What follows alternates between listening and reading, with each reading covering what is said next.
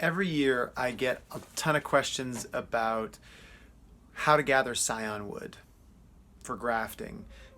When should you take it? How much should you take? What kind of wood? And how should you store it?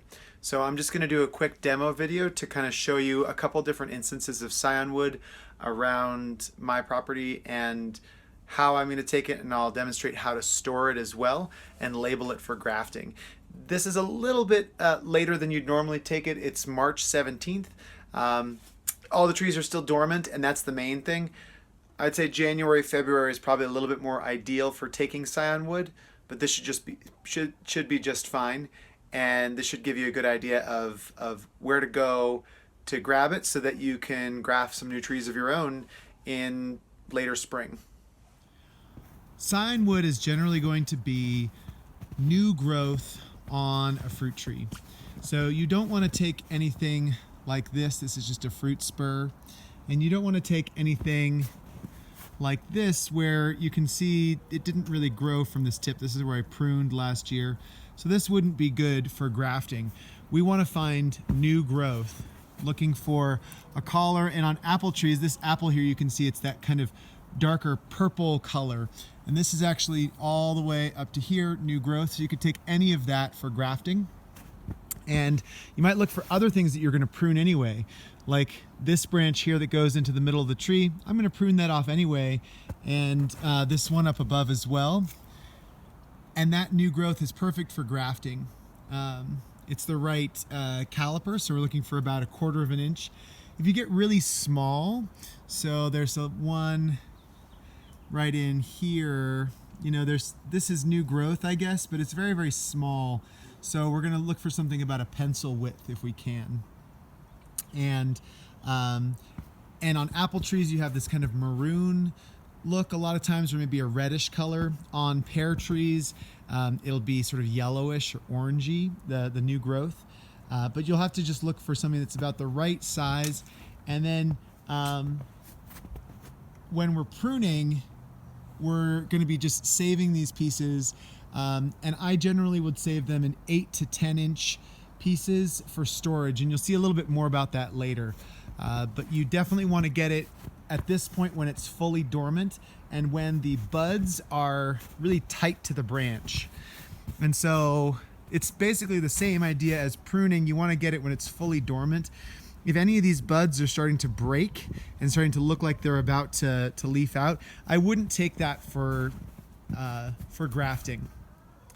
Here's just another example of a fruit tree. This is a very young pear here. And as you go up, you can see at this junction, there's the old growth, and then both of these are new growth shoots.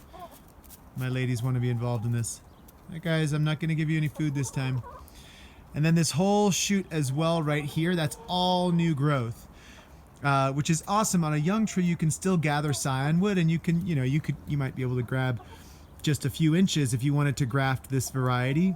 But you want to be careful when pruning that you're not just taking all the new growth for grafting. But this would all be good stuff to use. One thing you don't want to use is anything that's suckering. I don't have any examples of this on my trees, but if you have a new tree, or an old tree especially too, that's suckering and has a bunch of new growth, first year growth from the base, you don't want to take any of that, because that's going to be the rootstock. It's probably going to be a different variety than what you want. And generally, suckering wood is not as good for grafting. It's not going to take as well. Remember, new growth is not always just the smallest branches. This plum tree that I planted last year survived, but it didn't really put on any new growth. So even though these branches are very small here, you can see the pruning cut from last year on the tip there. It didn't put off any new growth, so I'll have to wait until next year if I want to take anything from this plum tree for grafting. Now I'm just going to come in and take a few of these cuts. These are where I was probably going to prune anyway, so I'm going to take off a few of those branches first. You can then take stuff earlier in the year. If you're just going to take some of the really obvious ones that are going right to the center of the tree, stuff that you wouldn't keep anyway. You can prune those off for Scion wood and then do your full pruning later on and not have to pressure yourself to do pruning too early. Okay, for wrapping this up, you're just going to need some paper towel, cling wrap, or a Ziploc bag if you'd like, some masking tape, and a Sharpie for labeling, and then your pruning snips to cut things down to size.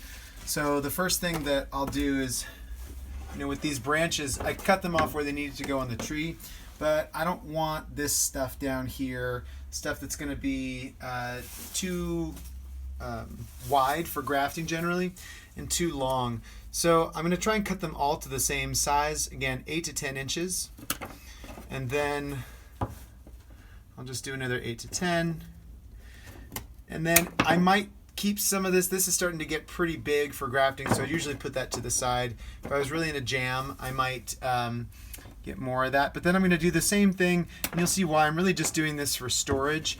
It's not usually useful to have Scion wood that's much longer than this, because you're going to have to be holding it for grafting and all that.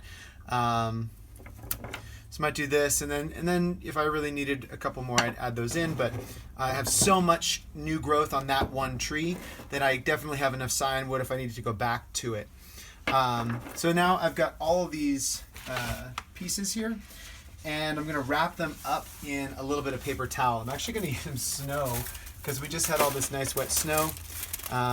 So I'm just going to wrap it up in that. But you can also just wet it in the, under the sink.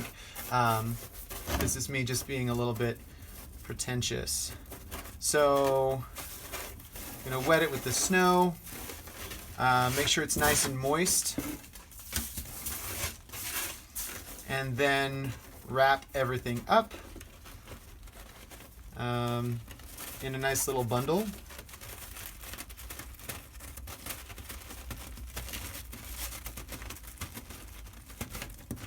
Okay, so that's going to stay moist, and then I'm grab my cling wrap, and you can do this a couple different ways. You can label it now, or label it after, but the main thing with the cling wrap or the Ziploc bag is that you want to have enough so that you can totally close the ends up, because we want to make sure that this isn't getting dried out at all. We want to keep these together for a long time. So I'm just going to kind of wrap it up and make sure that the ends are there, and now we have this totally sealed little package that is also nice and moist. And then I'm going to label it. So I don't know what this variety of apple is in my backyard. When I moved in, it was already here, and it has never fruited, so I'm going to call it Backyard Wonder. Labeling is key here. I'm just going to call it Backyard Wonder. Labeling is really key because it's pretty hard to actually distinguish the different types of fruit wood from each other, and also you're gonna forget. So just put it like this, and now I'm just gonna put this into the fridge. You can put it anywhere, in your crisper drawer, the back of the fridge, whatever. This will stay good for a long time, like 6-8 months, until it will eventually start to try and break dormancy on its own. But I think you can graft into June pretty easily if you're able to keep this in the fridge. So that's the first step, so that you have your grafting material for when it comes time for grafting later in April and early May.